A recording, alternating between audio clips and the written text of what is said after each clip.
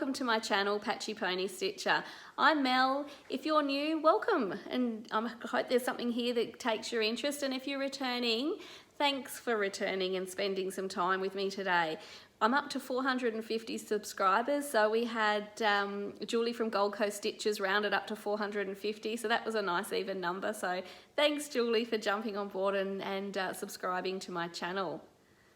It's, as you saw, I put some photos up at the beginning of my video. It's finally spring, and it finally feels like spring. We've got lambs in the paddock, beautiful bulbs coming out, and the garden is actually coming to life. So this time of the year makes my heart sing. I love the warmth of the weather, but still getting that bit of rain and still the coziness of the seasons changing. The only downside is that all the animals are dropping their winter coat. So there is horsehair and dog hair everywhere. But it's all part of the change of the season. So I'm enjoying it and soaking up finally some sun rays, which is awesome. So a bit of a change to the video today. We're not going to have any more haul in my videos. You don't really want to be seeing the threads and the cottons I've been buying, because you'll get to see those sort of things when I am showing you my projects and my whips. I did have a viewer say that back in when they first started watching Floss too many years ago, it was all very educational and learning and seeing where people are and how they're stitching. So I've decided to remove haul from my channel. I find when I'm watching somebody else's floss tube, when we get to the haul section, I generally lose interest, or I don't look up anymore, because it's really hard to see people's, depending on the photography and the video that they're working, the actual true colours of threads and also fabrics. Patterns, yeah, I'll occasionally look up, but sometimes people are showing maybe 10, 15 patterns at a time, and it just gets a little bit too much. So I've decided to remove haul from my videos and more focus on my stitching and also what I'm doing in the stitching, because lately I've been forgetting about those important things and sort of just trying to get through a list of things I need to talk about. So no more haul in my videos. First, let's get started. So we're going to start on whips. I don't have any FOs or FFOs because I'm just starting to get a little bit swamped with whips. So what I've been working on since my last video is my Prairie Romance. So I'm going to insert a photo here of where it was on my last video.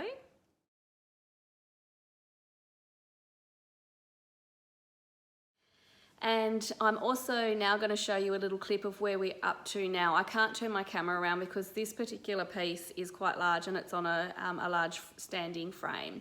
So this is my Prairie Romance and where I'm up to with this project. So this is Prairie Romance and where we're up to. So we've done another strip down all the way and filled in a missing colour that I didn't have from my last video. So as I said in my previous video, I'm just going to do one strip at a time in between my other whips, just so it doesn't feel like such a big project. Hopefully we'll be hitting the horse's nose very soon and be adding some additional colours in. I'm really starting to enjoy this one now. I'm starting to see a little bit of progress. I cannot wait to get into the horses, because I think once you get into the main picture, you do tend to start to enjoy it more because you're seeing it all come together. With sunset and background, it's like, oh, when am I going to see some picture to start to take place? So hopefully we might touch on the horse's nose by my next video in the next strip. So looking forward to seeing that one come together.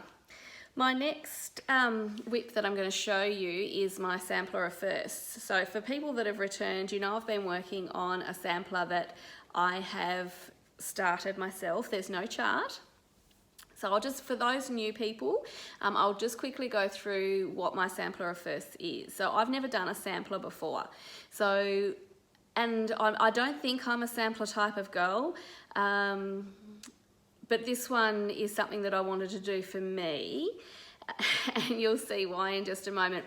So this is my sampler of firsts. It's my first sampler. The fabric that I've used is my first own hand-dyed fabric. So I dyed that myself, and so I'm using that. It's my first stitching project without a chart. I'm making it up as I go. It is based around the Clouds Factory style of people. It's my first time using Whisper. And yeah, like I said before, not a fan of Whisper or Krynic, which I also used for the first time. And now I've also done my first duo. So this sampler is of artists that I've been to their concerts. And what it is, so I keep all my ticket stubs and I've framed them all. So this is going to be a companion piece to that.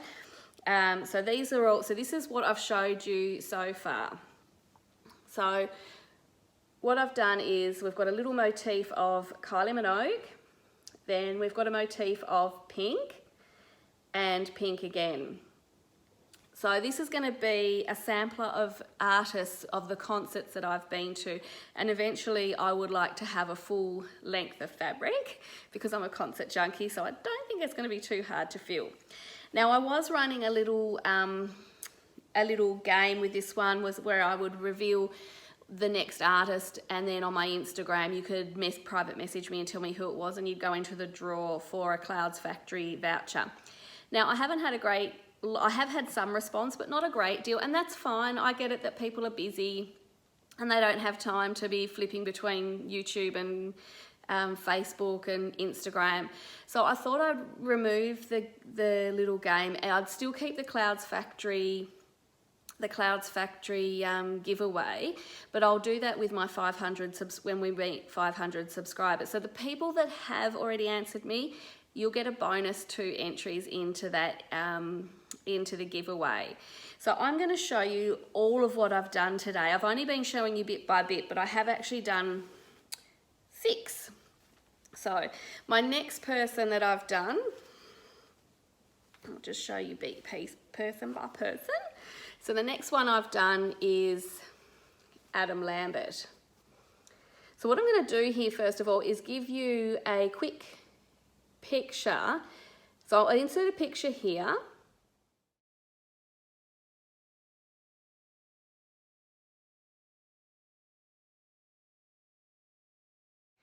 So those pictures are what I'm aiming for to get the Adam Lambert. Is that going to focus? The Adam Lambert motif. So the next one I'm doing is Michael Bublé and Roxette. So far this is my first row on my sampler. So I'll just quickly insert a photo of the Michael Bublé that I was trying to achieve, and also Roxette that I was trying to achieve, just so you get an idea of where I'm at with this.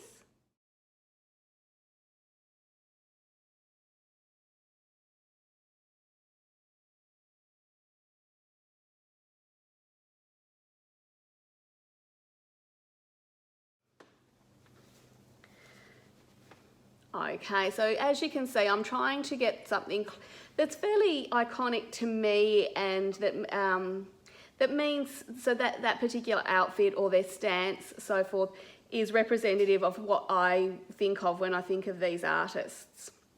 So that's my first row of my sampler people. So I'm going to continue with that as we go. I'll now show you the length of the sampler piece that I'd really like to achieve. Oops, still going. So I have quite a bit of fabric there. So I think once we start getting a couple of rows, it's going to look I'm really happy with it. And I'm going to put a few little motifs, a microphone here and a guitar there, and maybe a spotlight as I go through. But I am super duper happy with these guys. I think they look awesome. And with the concert stub tickets all framed next to it in a long, so I've just done one ticket under another, so it's quite a skinny little frame, but a long frame, and these guys are going to go next to it. So I'm super happy with that. You can see the Whisper that I've used in Pink's feather skirt, and I've also used some Krynic in Adam Lambert's, the silver Krynic, in his bling. and also a nylon DMC to give a sort of a leather look throughout for those people. Now, in the Roxette one, the guy it was from the early, well, that particular photo from their album cover was in the 90s, and the fellow in the duo, he had the tipped hair, and I didn't want to make it solid brown, and I didn't want to make it solid blonde. So what I did is I got a strand of brown and a strand of blondie colour hair, and I just strung the two together to give him, am I going to get it to focus properly? To give him sort of a mottled, like a different mottled look on his hair. So I was pretty happy with how it turned out, to sort of give it the tipped look, but random, without it being too obvious that I'd use two different colours. So stay tuned for my next artist. I'll be doing that before the next video. Super happy with how that's coming along. And it's one of those ones I'm finding I'm not able to put down. If I've got an hour or so, that's the one that I want to pick up at the moment, because I love how it's coming together. So my next whip that I want to have a look at is the Adventurer weight sale I was doing through Caterpillar Cross Stitch. That next releasement isn't until the 22nd of September. So I haven't had a new bit of the chart to do. So that one is waiting. I've only got 2 more days and I can start on that one. Now, Caterpillar Cross Stitch did release another sale, which I've joined in with. I like these little sales where you can pick it up and see progress relatively quickly. It's nice to be able to see something happen and appear before your eyes. So the next one of the Caterpillar Cross Stitch sale that I'm doing is the 12 Days of Stitchmas. Now this one came out on the 14th of September, and I'll show you what I've done so far. It's still in the Q-snap because I haven't completed the full amount, the full chart yet for this one. So what we've got is a bauble. So number 1 is the partridge in a pear tree, and the second bauble is going to be 2 turtle doves. And then the third one will be here, and it will take shape of a full Christmas tree. So this one is stitched on 16 count Aida, and I'm using the DMC threads for this one. I'm not converting anything, purely because I was happy with the colour choices that we had there. So that one's quite cute, and I think at the end it's going to be a nice modern style type of Christmas decoration. I don't actually have any, I don't actually have any cross stitch work, as I'm only just getting back into cross stitch, so everything that I've done has been huge projects. So this is a bit of fun, nice and easy to pick up, so enjoying that one a lot. Okay, that's all I've got to show you as far as new progress on my whips. I do have 7. Ugh. I'd never thought that I would get to 7 whips. I thought I was a monogamous stitcher until I started watching Floss Tube. Oopsies. And I've really trying not to start anything new. I do have, well, in that 7 I'm including my Hawk Run Hollow. Oh, let me say that again. My Hawk Run Hollow Sal. I'm including that because I've already kitted it up. So I've got a project bag sitting there waiting. So when I count, I'm seeing 7 bags. Not that it stresses me too much, but I just want to work on everything, and to divide your time between the 7 can sometimes get a little bit tricky, because before the next part of the Caterpillar ones come out, I want to have completed the previous releasement. So not that I feel pressure with those 2, but they're nice and quick and simple. So I like to get them out relatively quickly as soon as the charts are released. The Hawk Run Hollow sale doesn't have, it's not a mystery sale, and as far as I'm aware, we're just doing it at our leisure. So the Hawk Run Hollow sale is run by, so we've got Charlotte Tranquil Stitches, Amy Loves Toads, and Jeanie Swartz are running the sale. And you pick any of the Hawk Run Hollows and it begins on the 1st of October. So I've kitted mine up, ready to go. I've had it picked out for a while now, and it's been one of those ones that I've been busting to start, but I hadn't. So I finally had got my fabric together, which I tea dyed. Now I'm doing the Farms of Hawk Run Hollow, which I'll just quickly show you the chart. So this is the one that I've chosen to do. Being that we live on a farm, I thought it was quite fitting. So I wanted my project to be on, I didn't want it to be clean Aida or solid colour, so I wanted something mottly. And once I started playing with it, I did some tea dyeing on it, but it just looked too plain. So I tea dyed it, and I tea dyed it again, and I tea dyed it once more, because I really wanted it to look like a rag out of the shed that the farmer had picked up a couple of times, wiped his dirty hands on, or a Hessian sack, or something out of the shed. I didn't want it to be tidy. So I'm hoping it's going to come out all right once I put all the stitching on. So I'm going to insert a little video here of my fabric that I took yesterday of it while it was after I'd ironed it, just so you can see what, because it's a big chart. It's really long, and I'm going to be doing it as per the picture. There is another option to do it that way, but I quite like it in that formation. So I'll insert my video of my fabric work and see what you think. So this is my Hawk Run Hollow Sal fabric for the Farms of Hawk Run. So it is coming up a little bit darker than what it is in real life, but it's definitely the look I was trying to achieve by making it look like an old rag that a farmer had picked his hands up. Loving the coffee ring here that I managed to get in there. I'm glad I only did the one. I was tempted to do more, but I think then it would have looked too forced. So it's just such a shame. The video makes it seem so much darker than it really is, but hopefully once I get some stitching on it and better lighting, you'll see.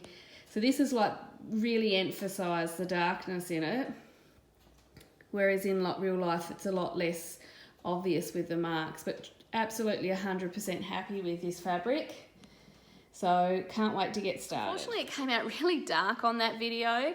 I'm hoping once I start stitching on it, you'll get to see the true colour on it, but I'm really stoked with it. It looks just like I had envisaged. It took me too many times to do. It stinks like coffee. I'm a tea drinker, so people say, oh, I love the smell of the coffee dyed fabric. Well, when I'm sitting there stitching, all I'm getting is this waft of coffiness. But I'm really, really happy with how that's come along. So can't wait to start stitching on that one. I would hope that the 1st of October rolls around real quick. Now, in regards to, so I'm going to be, that was, I think, what was it? Was it 14 or 16? Let me see. 16 count Aida that I'm working on. Now the Hawk Run Hollow does have fancy floss in it, but it also has the DMC conversion. So I've used majority of DMCs that I've kitted up. I'm part of a floss club here in Australia where we get floss of the month. Now I've only had one shipment come through, so I'm not familiar with fancy floss. I haven't used it before. So in my mind, I'm just like, oh, well, I'll just build my stash up, and when something comes along appropriate, I'll give it a crack. So when I kitted up the first block, so this is the block that I'm going to work on. Actually, I'll show you the bigger picture. So this is the first block that I'm going to be working on. Where it's got Hawk Run Farm. So I got all my flosses out for that one. And keep in mind, what I'm going to show you is I'm going to be using a week's dye worth for the fence here to see how the variegated comes through. So this is the charted DMC for the fence. It's, what is it? 3829. So in my first shipment of Weeks Dye Works, I got amber. So I am thinking, that's not going to show up too well. One moment. Okay, this might work a bit better. So what's charted for the fence is the 3829, and I'm going to try this amber from Weeks Dye Works. You can see it's got quite a nice bit of variegation in it. So hopefully we will give that one a crack and I'll like it, because I do like the variegated floss, but I've never used them before. And luckily for me, Country Stitches, hi Deb, hi Liz, do really good floss tubes where they actually they do informative stuff, and they were talking about variegated threads. I think only 2 videos ago, which I found really interesting because I haven't used them before. So if you haven't used the variegated threads, check out Country Stitches, because they do talk about all different types, the DMC version and also the fancy floss ones. So fingers crossed I will like these variegated. And what I'm understanding, please comment if I'm wrong. So with variegated floss, I'm going to still be using 2 strands, because when you pull the strand, it will still be the same colour all the way through. And I'm doing 1 cross at a time, rather than doing half a cross and keep going across and then coming back and doing the top layer. I'm doing a full cross, a full cross, a full cross as I go. But I'm not sure with the fence, do I go across or do I work down? Do I work down and up? I'm not sure. Maybe I have to work across to get in portions. So if you're a variegated floss guru, please comment below, because I'm nervous about starting with this. I don't want it to look terrible, and I'm not a fan of picking things out. I don't like doing that. I don't think anybody likes doing that. So if you've used a lot of variegated floss and you're doing solid blocks or fences or roofs or long bits of grass, do I go all the way across? Do I go a portion of the cross, or do I go up and down, up and down, up and down? Please comment. Please help me out there, because newbie. And I'm sure there's lots of other new people too that haven't used these variegated flosses, that want to give it a try but just don't know how. And I've got only 5 variegated flosses in my stash. The next 5 are due to arrive any day. And I'm hoping there might be a few more colours in there that I might be able to swap out and use in my Hawk Run Hollow Sal to give it a get. I think the variegation gives it a bit more of a rustic look as well, which is what I'm aiming for. Okay, so that's my whips. My new plan is, well, my new starts is the Hawk Run Hollow Sal, and after that I'm not going to be taking on any more new projects until something's finished. I think 7 is really going to be my limit. The 12 days of Stitchmas is projected to get done before Christmas, so even before Christmas I might have a spare spot for a new project, but I'm not even going to tempt myself into planning for what that might be, because I'll end up starting it, because once I choose something I'm like, I just can't help myself. So 1st of October is the start for the Hawk Run Hollow Sal. If you'd like to get on board, please do. The more the merrier. I know there's quite a few people doing it, and I've seen, and people have commented with what ones they're doing, but I haven't seen very many farms being stitched, or people advising that they're doing the farms. I have got a subscriber that's doing a farm, which is great, Melanie. I'm not sure how to pronounce your surname, Melanie. So it'd be great to see your work as well, and to be able to do the stitch along with you. So if there's any more farm stitches, comment below and get on board. It's going to be a great sale, and Hawk Run Hollow's fabulous. It looks like so much fun. So that is all my work that I've been working on and upcoming. So I think that's it for today, actually. So I'll probably see you in a couple of weeks again. I find that if I don't have a lot of progress to show, then it really makes for not a very interesting video, especially now that I'm not doing any haul in mine. As I said, I don't want to be buying things for the sake of having to be able to fill that segment. And I think it makes it a little bit more interesting when people are talking about a chart that they're actually working upon, rather than showing a chart for a couple of seconds and throwing it to the side to get the next one out. So haul no more for this channel. Hope that's okay with everybody. So thanks for coming to play today, guys, and hanging out. It's time for me to get some more stitching on, so I will see you in a couple of weeks. Bye.